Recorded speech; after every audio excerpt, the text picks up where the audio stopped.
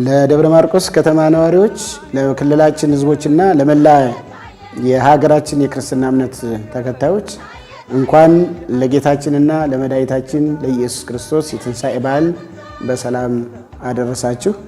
ጌታችንና መድኃኒታችን ኢየሱስ ክርስቶስ ለሰው ልጆች ሲል በመከራ በፈተናና በመስቀል ሞት ያለፈው መንገድ ለኛ ትዕግስት፣ የታማኝነትና የፍቅር ትምህርትን አስተምሮናል።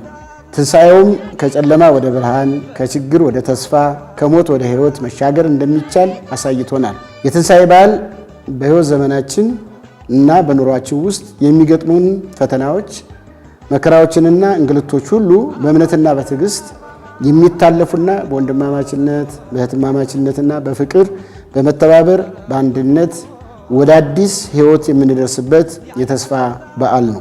በዓሉን ስናከብር የታመሙትን በመጠየቅ የተቸገሩትን በመደገፍ በመርዳት በይቅርታና በፍጹም መተሳሰብ ሊሆን ይገባል።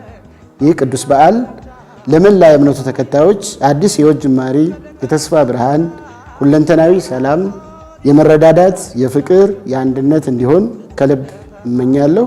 እግዚአብሔር አምላክ ሀገራችንን ይባርክ። መልካም የትንሣኤ በዓል